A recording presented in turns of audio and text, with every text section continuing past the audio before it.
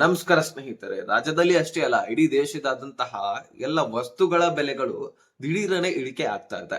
ಹೌದು, ಕೇಂದ್ರ ಸರ್ಕಾರ ಬಂದು ಸಾರ್ವಜನಿಕರಿಗೆ, ಪ್ರತಿಯೊಬ್ಬ ಜನರಿಗೆ ಭರ್ಜರಿ ಗುಡ್ ನ್ಯೂಸ್ ಅನ್ನ ಕೊಟ್ಟಿರ್ತಕ್ಕಂಥದ್ದು GST ಕಡಿಮೆ ಮಾಡ್ತಾ ಇದೆ. ಹೌದು, ಯಾವ ಯಾವ ವಸ್ತುಗಳ ಬೆಲೆಗಳು ಇಳಿಕೆ ಆಗ್ತಾ ಇದೆ, ಏನಿದು ವಿಷಯ? GST ಪ್ರಮಾಣದಲ್ಲಿ ಭಾರಿ ಇಳಿಕೆಯನ್ನ ಮಾಡ್ಲಿಕ್ಕೆ ಕೇಂದ್ರ ಸರ್ಕಾರ ಮುಂದಾಗಿರ್ತಕ್ಕಂಥದ್ದು. ಇದರಿಂದ ಬೆನಿಫಿಟ್ಸ್ ಏನು, ಯಾವ ಯಾವ ವಸ್ತುಗಳ ಬೆಲೆ ಎಷ್ಟಕ್ಕೆ ಇಳಿಕೆ ಆಗಿದೆ, ಒಂದಿಷ್ಟು ಮಾಹಿತಿಯನ್ನ ನಿಮ್ ಮುಂದೆ ಇಡುವಂತಹ ಪ್ರಯತ್ನ ನಾನು ಮಾಡ್ತೀನಿ. ಸೊ ಹಾಗಾಗಿ ನೀವು ವಿಡಿಯೋನ ಕೊನೆವರೆಗೂ ವಾಚ್ ಮಾಡಿ. ಜೊತೆಗೆ ಇನ್ನೊಂದು ಇಂಪಾರ್ಟೆಂಟ್ ಮಾಹಿತಿ ಏನಂದ್ರೆ, ಪಿಂಚಣಿದಾರರಿಗೆ, ಹಿರಿಯ ವ್ಯಕ್ತಿಗಳು ನೀವೇನಾದ್ರೂ ನೋಡ್ತಾ ಇದ್ರೆ ವಿಡಿಯೋನ, ನೀವು ಕೂಡ ತಿಳ್ಕೊಳ್ಬೇಕಾಗಿರ್ತಕ್ಕಂತಹ ವಿಷಯ, ಆಗಸ್ಟ್ ಮತ್ತು ಸೆಪ್ಟೆಂಬರ್ ತಿಂಗಳ ಹಣ ನಿಮ್ಮ ಖಾತೆಗಳಿಗೆ ಬರ್ತಾ ಇದೆ. ಅದರ ಬಗ್ಗೆನೂ ಕೂಡ ಡೀಟೇಲ್ ಆಗಿ ವಿವರಣೆಯನ್ನ ಕೊಡ್ತೀನಿ. ಜೊತೆಗೆ ಗೃಹಲಕ್ಷ್ಮಿ ಯೋಜನೆಯ ಬಗ್ಗೆನೂ ಕೂಡ ಮಾಹಿತಿಯನ್ನ ತಿಳಿದುಕೊಳ್ಳೋಣ. ಟೋಟಲ್ 3 ಟಾಪಿಕ್ ಗಳನ್ನ ಈ ಒಂದು ವಿಡಿಯೋದಲ್ಲಿ ಕವರ್ ಮಾಡ್ತಾ ಇದ್ದೀನಿ. ಸೊ ಪ್ರತಿಯೊಬ್ಬರು ಕೂಡ ಮಿಸ್ ಮಾಡದೆ ಈ ಒಂದು ವಿಡಿಯೋನ ಕೊನೆವರೆಗೂ ವಾಚ್ ಮಾಡೋದ್ರ ಜೊತೆಗೆ, ಗೊತ್ತಲ್ವಾ, ಸಬ್ಸ್ಕ್ರೈಬ್ ಮಾಡಿಲ್ಲ ಅಂದ್ರೆ ಸಬ್ಸ್ಕ್ರೈಬ್ ಮಾಡ್ಕೊಂಡು ನೋಟಿಫಿಕೇಶನ್ ಅಂತ ಸೆಟ್ ಮಾಡಿ. ಈಗ ನಾವು ನೇರವಾಗಿ ಟಾಪಿಕ್ ಗೆ ಬರೋಣ. ಸ್ನೇಹಿತರೆ, ಹಾಲು ಸೇರಿದಂತೆ ಈಗ ಸಿನಿಮಾ ಟಿಕೆಟ್ ದರ ಆಗಿರ್ಲಿ, ಸಿಮೆಂಟ್ ನ ದರ ಆಗಿರ್ಲಿ, ಮನೆ ಕಟ್ಟಲಿಕ್ಕೆ ಸಿಮೆಂಟ್ ಬೇಕಾಗಿರುತ್ತೆ ಅಲ್ವಾ, ಅಲ್ಲಿ ಕೂಡ ಒಂದು ಇಲ್ಲಿ ಬೆಲೆ ಡೌನ್ ಆಗಿರ್ತಕ್ಕಂಥದ್ದು. ಬೈಕ್ ಗಳ ಬೆಲೆ ಆಗಿರ್ಲಿ, ಕಾರ್ ನ ಬೆಲೆ ಆಗಿರ್ಲಿ, ಈ ರೀತಿ ನಾನಾ ರೀತಿ ವಸ್ತುಗಳ ಬೆಲೆಗಳು ಕಡಿಮೆ ಆಗಿದೆ. ಸೊ ಹಾಗಾಗಿ ಯಾವ ಯಾವ ವಸ್ತುಗಳ ಬೆಲೆ ಕಡಿಮೆ ಆಗಿದೆ ಎಲ್ಲವೂ ಕೂಡ ನಾವು ನೋಡ್ತಾ ಹೋಗೋದಾದ್ರೆ, ಹಾಲು ಈಗ 4 ಸ್ಲಾಪ್ ಈಗ ಗಳಿಂದ 2ಕ್ಕೆ ಇಳಿಕೆ ಆಗಿರ್ತಕ್ಕಂಥದ್ದು. ಅದೇ ರೀತಿಯಾಗಿ ಈಗ ನೋಡಿ, ಕಾರ್ ಸಿಮೆಂಟ್ ಬೆಲೆ ಕೂಡ ಇಳಿಕೆ ಆಗಿದೆ. ಸಿನಿಮಾ ಟಿಕೆಟ್ ದರವೂ ಕೂಡ ಇಳಿಕೆ ಆಗಿದೆ. ಸಿನಿಮಾ ಟಿಕೆಟ್ ದರ ಈಗ 100 ರೂಪಾಯಿ ಇದ್ರೆ 19 ರೂಪಾಯಿ ಅದರಲ್ಲಿ ಕಡಿತಗೊಳಿಸಬಹುದು. ಹೌದು, ಇಲ್ಲಿ 100 ರೂಪಾಯಿ ಇದ್ರೆ 19 ರೂಪಾಯಿ ನಾವು ಕಡಿಮೆಯನ್ನ ಕೊಡಬಹುದು. 81 ರೂಪಾಯಿ ನಾವು ಕೊಟ್ಟು ಟಿಕೆಟ್ ಅನ್ನ ಖರೀದಿ ಮಾಡ್ಕೊಳ್ಬಹುದು. ಇನ್ನು ಹೋಟೆಲ್ ರೂಮ್ ಗಳ ಬುಕ್ ಕೂಡ ಅಲ್ಲಿ ಕೂಡ ಕಡಿಮೆ ಆಗಿದೆ, ಇಳಿಕೆ ಆಗಿದೆ. ಅದೇ ರೀತಿಯಾಗಿ ಟಿವಿ, ಎಲೆಕ್ಟ್ರಾನಿಕ್ ವಸ್ತುಗಳ ಬೆಲೆ ಕೂಡ ಇಳಿಕೆ ಆಗಿರ್ತಕ್ಕಂಥದ್ದು. ಟಿವಿ ಆಗಿರ್ಲಿ, AC ಆಗಿರ್ಲಿ, ಐಸ್ ಕ್ರೀಮ್ ನ ಬೆಲೆ ಕೂಡ ಇಳಿಕೆ ಆಗಿದೆ. ಬೈಕ್ ಗಳ ಬೆಲೆ ಇಳಿಕೆ ಆಗಿದೆ, ಕಾರ್ ನ ಬೆಲೆ ಇಳಿಕೆ ಆಗಿದೆ. ಇಲ್ಲಿ ಟೋಟಲ್ 18% ನಷ್ಟು ಇಳಿಕೆ ಆಗಿರ್ತಕ್ಕಂಥ ಕೊಟ್ಟಿದ್ದಾರೆ. ಇನ್ನು ಒಂದು ಹೀರೋ ಹೋಂಡಾ ಬೈಕ್ ಅನ್ನ, ಸ್ಪೆಂಡರ್ ಅನ್ನ ನೀವು ತೆಗೆದುಕೊಳ್ಳಿಕ್ ಹೋದ್ರೆ, ಅಂದ್ರೆ ಖರೀದಿ ಮಾಡ್ಲಿಕ್ಕೆ ಹೋದ್ರೆ, ಅಲ್ಲಿ 1 ಲಕ್ಷ ರೂಪಾಯಿ ಬೈಕ್ ನ ಬೆಲೆ ಇರುತ್ತೆ. ಅದರಲ್ಲಿ 6,000 ದುಡ್ಡು ಕಡಿಮೆ ಆಗುತ್ತೆ. ಟೋಟಲ್ ನೀವು 94,000 ದುಡ್ಡನ್ನ ಕೊಟ್ಟು ಖರೀದಿ ಮಾಡ್ಕೊಳ್ಬಹುದು. ಅದೇ ರೀತಿಯಾಗಿ ಬಜಾಜ್ ಕಂಪನಿಗಳ ಬೈಕ್ ಅನ್ನ ನೀವು ಖರೀದಿ ಮಾಡ್ಲಿಕ್ಕೆ ಹೋದ್ರೆ, ಈಗ 2 ಲಕ್ಷ ರೂಪಾಯಿ ದೊಡ್ಡ ಬೈಕ್ ಇದೆ ಅಂತ ಅನ್ಕೊಳ್ಳಿ, 2 ಲಕ್ಷ ರೂಪಾಯಿ ಇದೆ ಅಂತ ಅನ್ಕೊಳ್ಳಿ, ಅದರಲ್ಲಿ 10,000 ಕಡಿತಗೊಳಿಸ್ತಾರೆ. 1,90,000 ದುಡ್ಡನ್ನ ಕೊಟ್ಟು ನೀವು ಖರೀದಿ ಮಾಡ್ಕೊಳ್ಬಹುದು. ಈ ರೀತಿ ಬೆಲೆಗಳ ಇಳಿಕೆ ಆಗಿರ್ತಕ್ಕಂಥದ್ದು. ಸಿಮೆಂಟ್ ನ ಬೆಲೆ ಕೂಡ 30 ರೂಪಾಯಿ ಇಳಿಕೆ ಆಗಿದೆ ಅಂತೆ. ಈಗ 300 ರೂಪಾಯಿ ಸಿಮೆಂಟ್ ನ ದರ ಇದೆ ಅಂತ ಅನ್ಕೊಳ್ಳಿ, 270 ರೂಪಾಯಿ ಕೊಟ್ಟು ನೀವು ಸಿಮೆಂಟ್ ಅನ್ನ ಖರೀದಿ ಮಾಡ್ಕೊಳ್ಬಹುದು.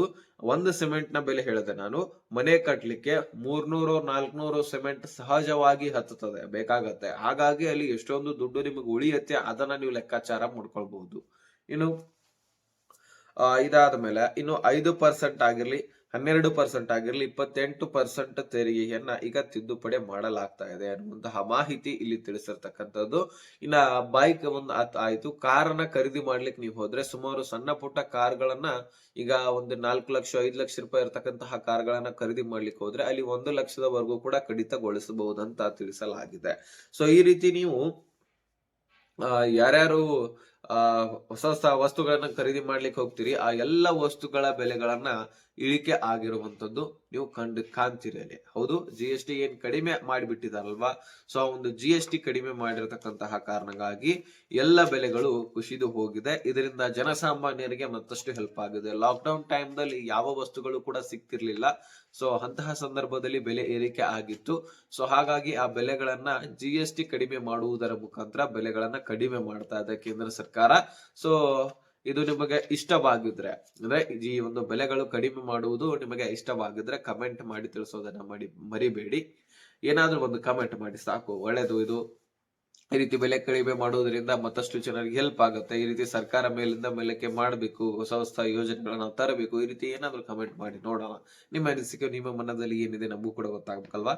ಇನ್ನು ಈ ಎರಡನೇ ಮಾಹಿತಿ, ಪಿಂಚಣಿ ಸೌಲಭ್ಯ ಬಂದು ನಿಮ್ಗೆ ತಿಳಿಸ್ಕೊಡ್ತೀನಿ. ಈಗ ನೋಡಿ, ಸೆಪ್ಟೆಂಬರ್ ಆಗಿರ್ಲಿ, ಆಗಸ್ಟ್ ತಿಂಗಳದ ಆಗಿರ್ಲಿ ಪಿಂಚಣಿ ಜಮಾ ಆಗ್ತಾ ಇದೆ. ಸೊ ಈ 2 ತಿಂಗಳ ಹಣ ನಿಮ್ಮ ಖಾತೆಗಳಿಗೆ ಬರ್ತಕ್ಕಂಥದ್ದು. ಸೆಪ್ಟೆಂಬರ್ ತಿಂಗಳದಂತೂ ರಿಲೀಸ್ ಆಗ್ತಾ ಇದೆ. ಆಗಸ್ಟ್ ತಿಂಗಳಲ್ಲಿ ಯಾರ್ಯಾರಿಗೆ ಪೆಂಡಿಂಗ್ ಉಳಿದಿದೆ ಅವರ ಖಾತೆಗಳಿಗೂ ಕೂಡ ಈ ದುಡ್ಡು ಹೋಗ್ತಾ ಇದೆ. ಹೌದು, ಬಹಳ ದಿನ ಆಯ್ತು ಏನಾದ್ರೂ ಪೆಂಡಿಂಗ್ ಉಳಿದಿದ್ರೆ ಅಥವಾ ಜಮಾನೆ ಆಗಿರ್ಲಿಲ್ಲ ಅಂದ್ರೆ ಅದಕ್ಕೂ ಕೂಡ ಸೊಲ್ಯೂಷನ್ ಇದೆ. ನಾನು ಪಿಂಚಣಿ ಯೋಜನೆಗೆ ಸಂಬಂಧಪಟ್ಟಂತಹ ಮಾಹಿತಿಯಲ್ಲಿ ಹೇಳ್ತಾ ಇರ್ತೀನಿ, ಹಾಗೆ ಈಗಲೂ ಕೂಡ ಹೇಳ್ತೀನಿ.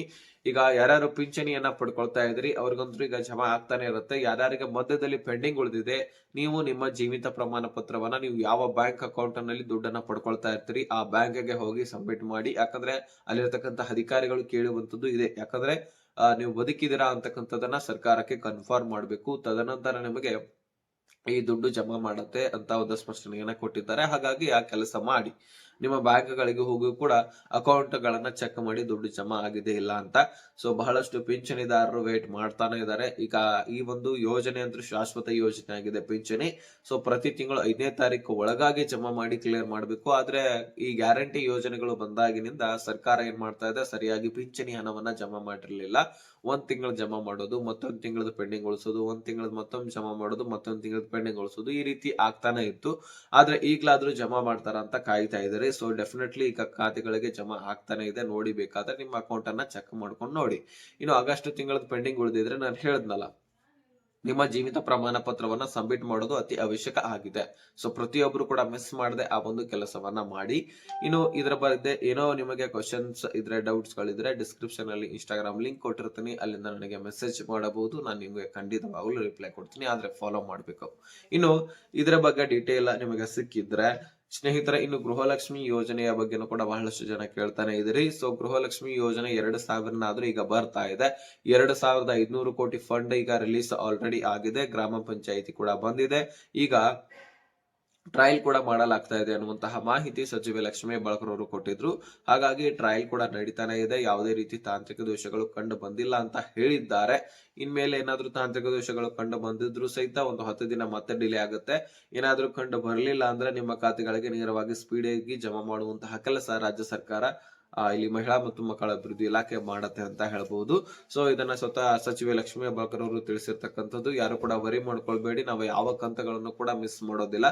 ಸೊ ನಿಮಗೆ ಬರ್ಬೇಕಾಗಿರ್ತಕ್ಕಂತಹ ಕಂತುಗಳು ಬಂದ ಮೇಲಿನೇ ಮುಂದಿನ ಕಂತುಗಳನ್ನ ನಾವು ಜಮಾ ಮಾಡಿ ಕೊಡ್ತೀವಿ ಅಂತ ಸ್ಪಷ್ಟನೆಯನ್ನ ಕೊಟ್ಟಿದ್ದಾರೆ. ಹಾಗಾಗಿ ಯಾವ ಮಹಿಳೆಯರು ಕೂಡ ತಲೆ ಕೆಡಿಸ್ಕೊಳ್ಬೇಡಿ. ನಿಮ್ಮ ಖಾತೆಗಳಿಗೆ ನಿಮ್ಮ ದುಡ್ಡು 100% ಜಮಾ ಆಗುತ್ತೆ. ಓಕೆನಾ?